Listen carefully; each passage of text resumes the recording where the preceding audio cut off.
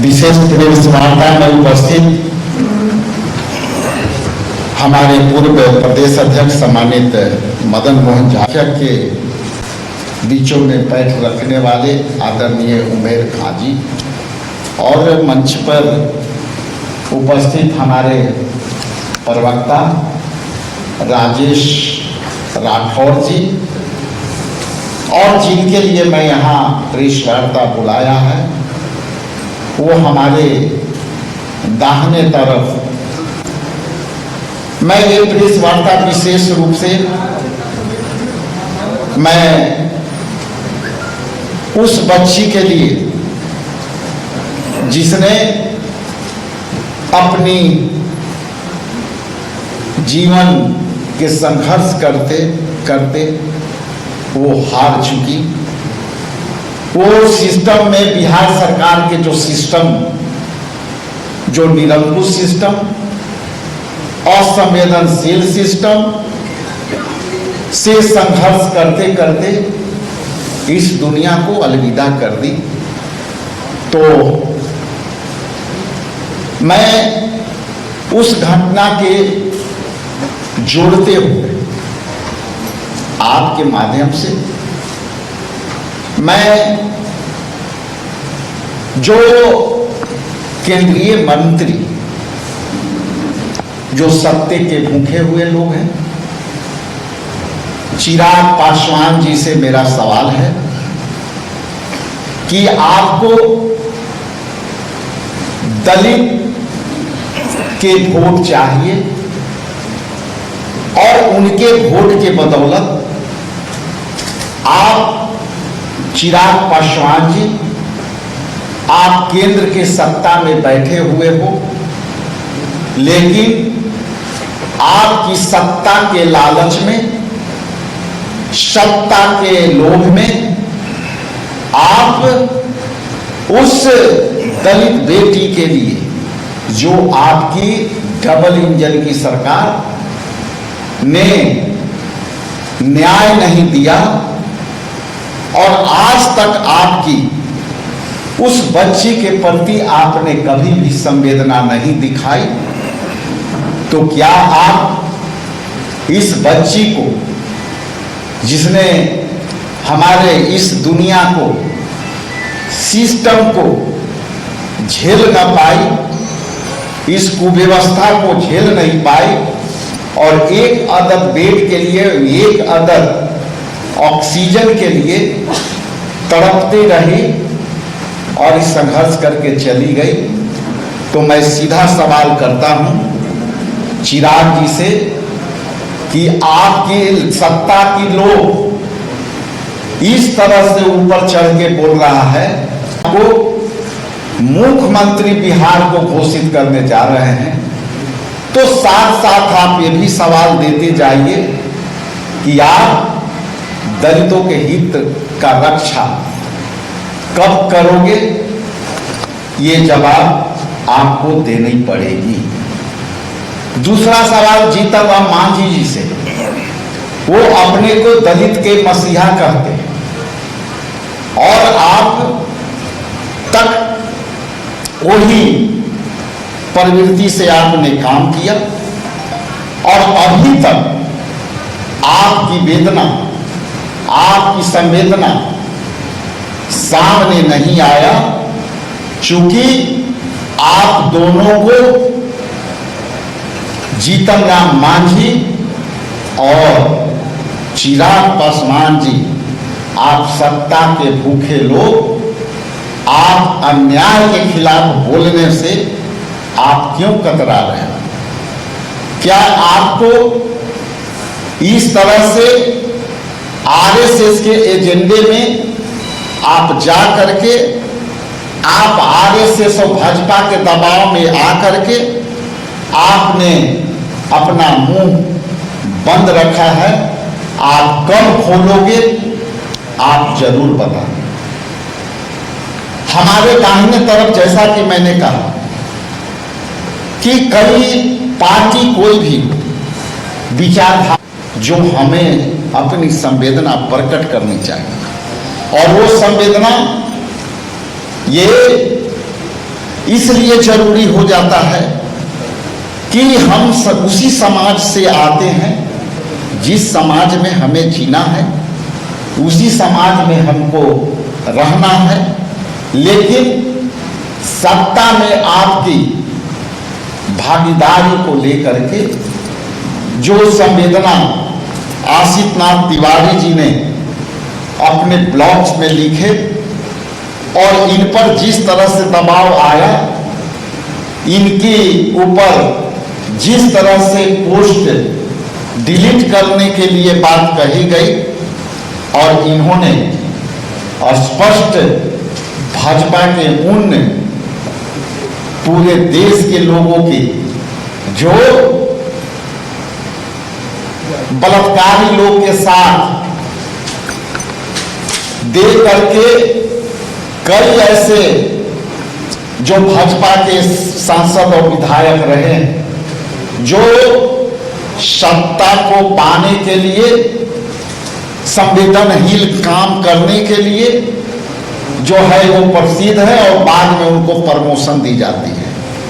वैसे ये नहीं निकले आशित नाथ तिवारी और इन्होंने अपनी मानवता के संवेदना को प्रकट करते हुए उन्होंने भाजपा को जिस तरह से लताड़ते हुए इन्होंने जो रिजाइन दिया, कांग्रेस पार्टी इनकी उस संवेदना को स्वागत करती है, अभिनंदन करती है। इसी कड़ी में आगे हमारे आशित नाथ तिवारी जी इस प्रेस वार्ता को संबोधित करेंगे।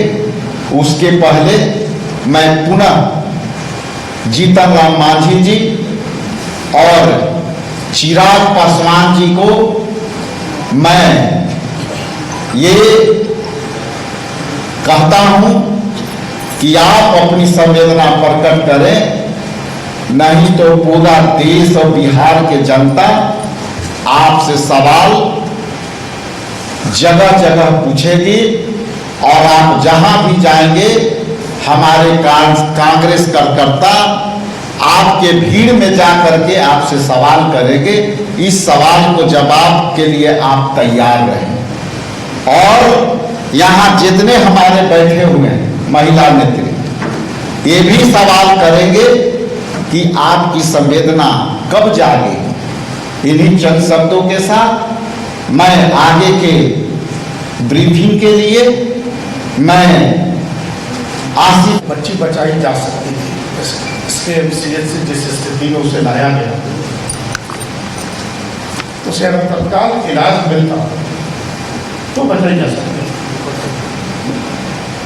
तकरीबन उसी उम्र का मेरा बेटा है और आप में कई लोग यहाँ होंगे ऐसे जिनके बच्चे 11-12 साल के होंगे। एक माँ बाप के तौर पर हमें अपना बच्चा कितना प्यारा है, वही तो अपने माँ बाप को प्यारी नहीं होगी।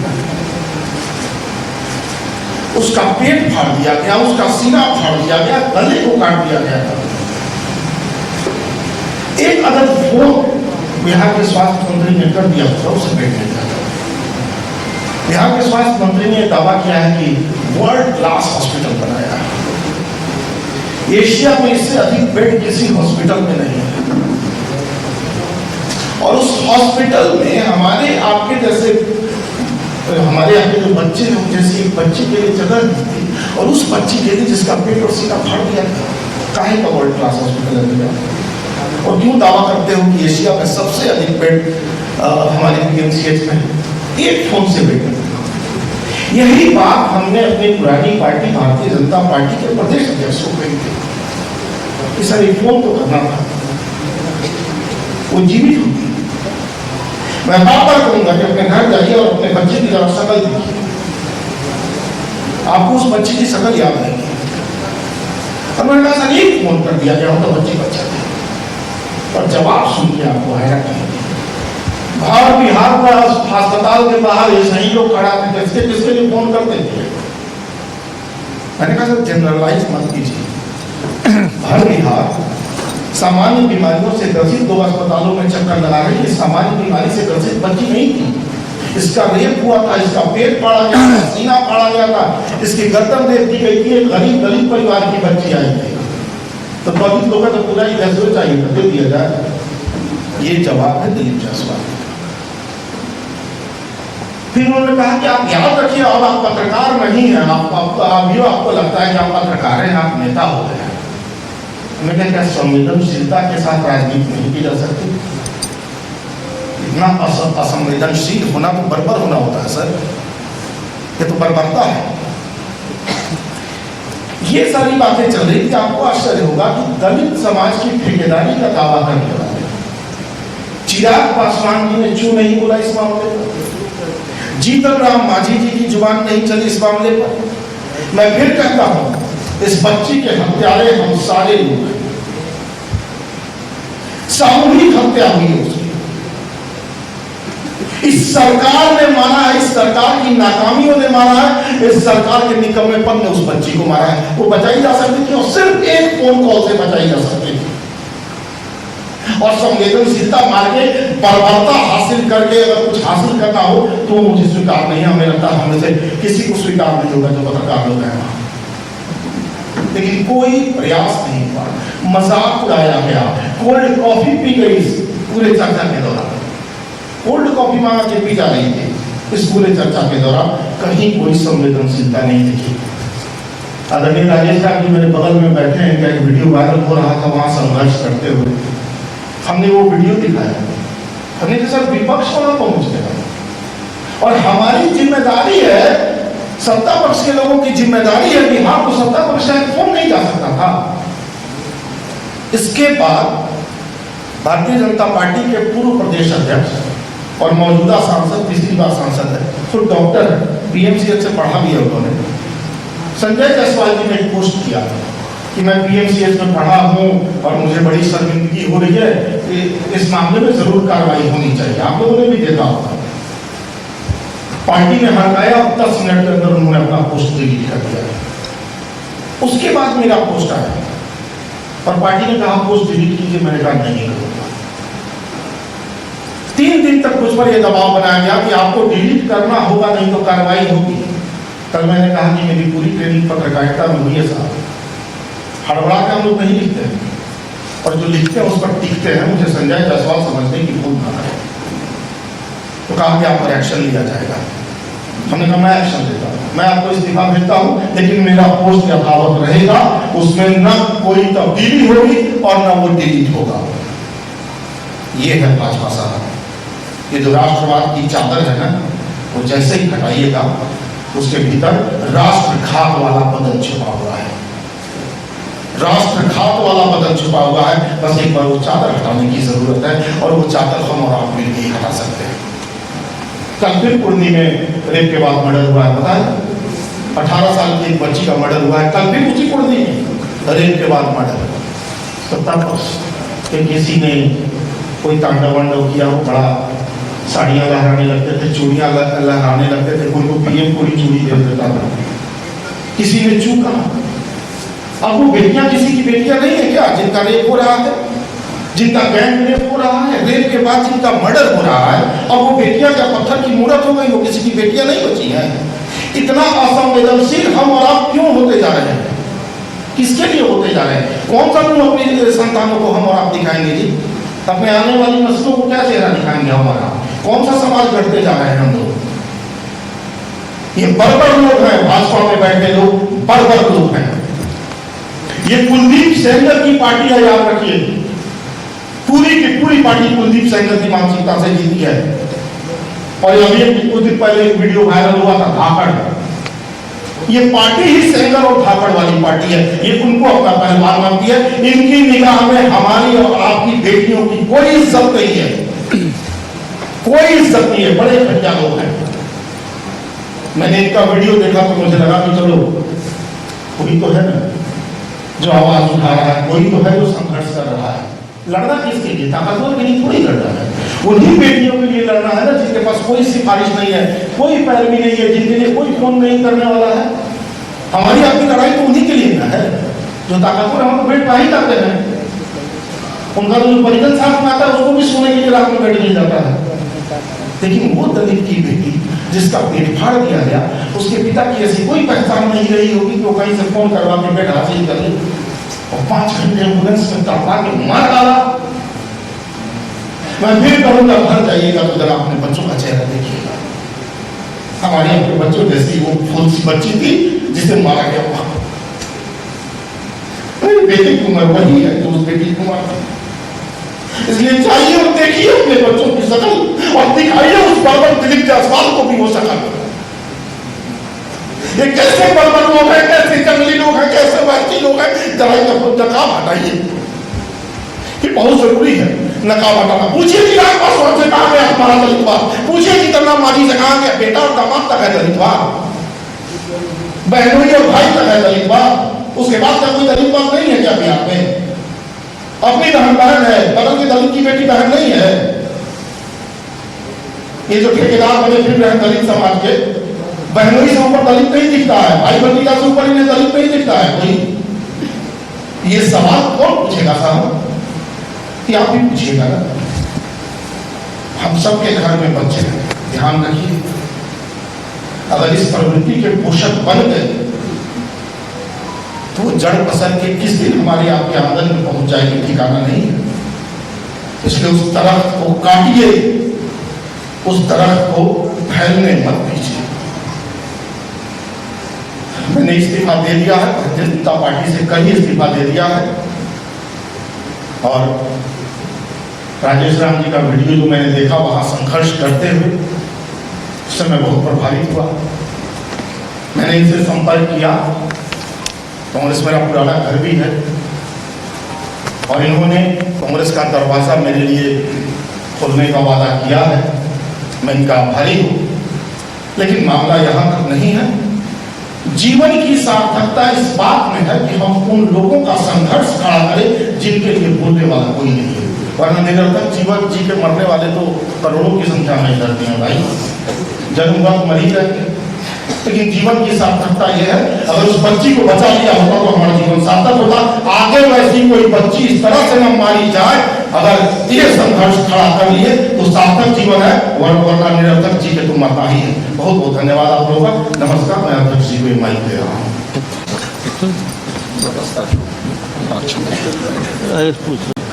सवाल पूछ लेना। आप सवाल 11 साल जांच का आदेश दे दिया गया। पांडे जी जांच का आदेश देते थे। 5 घंटे एम्बुलेंस में तड़प रही बच्ची नहीं दिख रही थी। पश्चिम बंगाल मंगल पांडे जी को दिख रहा था। कहाँ से मंगल भोग आ रहा है? कितनी आजादी दे दी गई है गुंडई करने की डॉक्टरों को? मंगल भोग आ रहा है कैसे? इसका मतलब तब नहीं इतनी आजादी दी गई है। राजेश राम जी मुकेश सहनी की तरफ जो संवेदनशील होंगे ये हर अलग एंगल से नहीं जोड़ा गया। जैसा कि मैंने कहा कि ये संवेदनशील मामला है, इसमें सबका दायित्व है। कई लोगों ने विपक्ष में रह करके भी इस पर अपनी प्रतिक्रिया दी है। केवल प्रतिक्रिया से नहीं ये चलेगा। आप जिस तरह से जो घटना घटित हो रही है उसी कुंडली में फिर एक घटना घटी। और आज मैं ये संयोग कहिए, मेरा दुर्भाग्य कहिए कि जब भी ये मैं प्लान करता हूँ कुछ अनहोनी खबर आता है। मेरी मंशा राजनीतिक नहीं है, ये सबको आगे आना होगा। और राजनीति छोड़ दीजिए, आप कहिए राजनीति छोड़ के कैसे हम उनको मदद करें। और इसमें सबको सहभागिता लेनी होगी, क्योंकि ये समाज का मामला है। हम उन पड़ोसियों से भी मांग करते हैं कि आपके अगल बगल कैसे लोग बैठे, ये उन पड़ोसियों के लिए भी दायित्व है। बिहार और देश के उन पड़ोसियों के लोग हैं कि आपके अगल बगल लोग ऐसे हैं और उनको आप नहीं रोक पा रहे हैं। ये मेरा बदलाव के आंदोलन है, ये राजनीतिक आंदोलन नहीं है। मैंने आपको पर भी परसों मैंने कुछ कहा कि आपसे हाथ जोड़ के निवेदन है कि आप आगे आओ, छोड़ो ये बात, राजनीति में हमारा मत कहीं चर्चा करो। लेकिन इस बात को सामाजिक तौर से होनी चाहिए कि पड़ोस का भी जिम्मेदारी है। अगल बगल लोग को भी कई बार मैं देखता हूँ कि घटना घटती है और रोज लोग वीडियो बना लेंगे, मोबाइल से फोटो खींच लेंगे, लेकिन जब पुलिस तक जाने की मामला आएगी तो लोग नहीं जाते हैं। ये समाज से भी अपील है, उन समाज के आसपास यदि लोग देखना शुरू कर देंगे तो हम समझते हैं कि ये आने वाला समय में हम अच्छा समाज का निर्माण करेंगे। मेरा थॉट ये है। इसलिए ये सब की लड़ाई लड़नी होगी, क्योंकि देखिए ये बढ़ते जाता है, हमारा दायित्व तो क्यों है, हम बढ़ते जा रहे हैं। ये घटना आप सोचिए, जो कुढ़नी में जो पुनः जो घटना घटी है, वो FIR इतना आवेदन के बाद, इतना कहने के बाद भी FIR अभी नहीं ली है, उसको भगाया गया आज भी। तो हम कहाँ जा रहे हैं भाई? ये खिड़की तो खोल के रखो। और जो लोग कह रहे हैं कि जांच के दे दें, तो इस बात के जांच कर लो कि आप जो है ये जांच की आवश्यकता कब पड़ती है? जांच से कभी रिजल्ट आया है क्या? जांच लीपा पोती के लिए होती है, जांच मामले को दबाने के लिए होती है, चाहे सरकार कैसी भी हो। लेकिन जांच एक ऐसा सिगुफा है कि जो है वो जांच के नाम पर वो सीधे दबा दिया जाएगा और अंत में ये मामला ठंडा हो जाएगा, आप भी बैठ जाएंगे और अंत में हम भी बैठ जाएंगे, मामला दब गया। लेकिन जदयू के एक प्रवक्ता बोल रहे थे कि हमने ऐसे मंगाया वैसे मंगाया, और देखिए सुप्रिंटेंडेंट ने ये कहा वो कहा। भाई साहब, मैं बिहार विधानसभा के सदस्य हूँ, सरकार के जो कर्मचारी अफसर भी नहीं, जब हम लोग विधानसभा में क्वेश्चन करते हैं तो क्वेश्चन के उत्तर जो कर्मचारी लिख के, क्लर्क लिख के देता है, वही तो आप पढ़ते हो। आप अपना क्या करते हैं? आप वही पढ़ देते हो सदन में, वही पढ़ देते हो काउंसिल में, वही पढ़ देते हो आप अपने प्रेस वार्ता में। ये देखा हुआ बात है भाई, ये नया बात नहीं है। इसलिए आपकी क्षमता नहीं है सरकार चलाने का, आप गद्दी छोड़ो, दे दो किसी को, वो तुमसे बढ़िया चलाएगा। कम से कम वो जो है क्लर्क के लिखा हुआ मंत्री और विधानसभा में क्वेश्चन का उत्तर नहीं पढ़ेगा। बिना जांच के ही फैसला लिया जाए।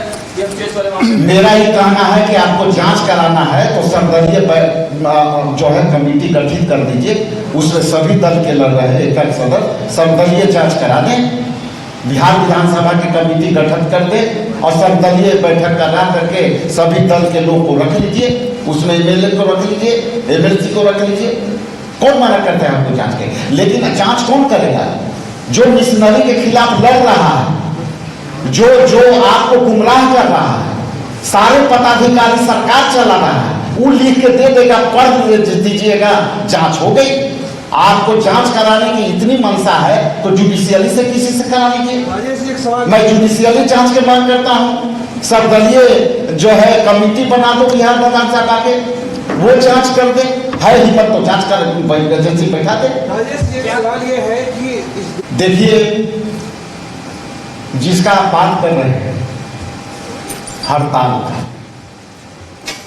ये लोग के मनसा जिस दिन ठीक हो जाएगी सरकार का, वो दिन सारे मुद्दे खत्म हो जाएंगे। ये मानसा यदि सही हो तो वो सब मुद्दे ठीक हो जाएंगे। और सरकार में जो लोग बैठे हैं वो भ्रष्टाचार के कुर्सी पर बैठे हैं, एक ट्रांसफर पोस्टिंग में उनसे वसूली होती है। इसलिए ये लोग जब मोरालिटी होगी तब न किसी को हम बात करेंगे, किसी को रोक पाएंगे। इसलिए ये मनसा ठीक रहेगा तो सारी व्यवस्था और मशीनरी काम करेगी।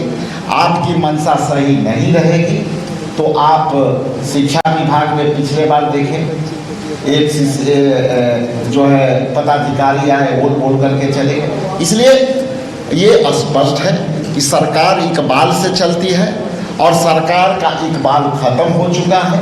इसलिए किसी पदाधिकारियों और इस पर कोई अभी पकड़ नहीं है।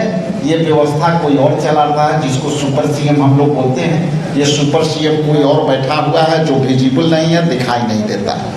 क्या लगता है सच पर पर्दा? इनकी जांच इसलिए जांच का नाम पर होता है कि उसको दबाई जा सके। जांच कौन करेगा? जो व्यवस्था से जुड़ा हुआ है, मिशनरी से जुड़ा हुआ है, वही तो जांच कर रहे हैं। सिस्टम से जो जुड़ा हुआ है वही तो जांच करेंगे। तो वो क्या आपके खिलाफ लिखेंगे? वो लिखेंगे जांच के जो है कि निष्पक्ष हुई। निष्पक्षता के छुपाने के लिए ये सारे जांचें होती है। यदि जांच कराना है तो बिहार विधानसभा के कमेटी में सभी सर्वदलीय लोगों के साथ कर करके जांच कमेटी बैठाई जाए। उससे भी नहीं है तो जुडिशियली कमेटी आप गठित कर दो, आप उससे जांच करा लो। दूध के दूध, पानी के पानी हो जाएगी। बहुत बहुत धन्यवाद।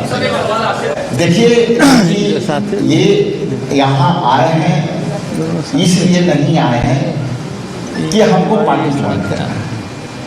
ये भावना इनकी आप सारे पोस्ट को पढ़िए। इसके पहले तो नहीं तय किए होंगे कि हमको कहीं दूसरे जगह जाना पड़ेगा। ये तो सोचे होंगे कि हम अपनी दल में हैं, हम अपनी बात ये बढ़िया से रखेंगे, ये संवेदनशील मामला है, इसको पार्टी जो है गहराई से पकड़ेगी। लेकिन इनको तो उल्टा पड़ गया। तो ये कभी सोचे नहीं होंगे कि हमको पार्टी में जाना है। ये सोच के किए होंगे कि जो है पॉजिटिव मंशा से कि ये जो है घटना इस तरह का है, इसको आपको एक फोन करके कर देना चाहिए। मामले में गलती किसकी? आप तो थे भाजपा में, जो ये सारी प्रक्रिया चल रही है। एक बच्ची जिसका पेट फाड़ दिया गया, सीना फाड़ दिया गया, वो एम्बुलेंस में तड़प रही है और राज्य की सरकार चलाने वाली पार्टी का प्रदेश अध्यक्ष कोल्ड कॉफी पीने में ठहाके लगा रहा है। तो भाई साहब, आपका राज्य खतरे में है, बाकी कुछ खतरे में नहीं है। आपका राज्य खतरे में है। ये बीजेपी में हो रहा था सर, बीजेपी ऑफिस की बात कर रहा हूँ। दोषी सरकार चलाने वाले लोग हैं। पीएमसीएच प्रशासन तो बात जानता है। सरकार की जिम्मेदारी है पीएमसीएच को चलाना, और उनकी कोई रुचि नहीं है। इसका स्पष्ट मतलब है कि वहां से मंगल भोग हर महीने आ रहा है, इसलिए वहां सब कुछ करने की आजादी है। मुझे लगता है कि नहीं, उन लोगों को करना चाहिए। ऐसे घटिया लोगों से बात करके अपना वक्त क्यों मैं जाए। धन्यवाद।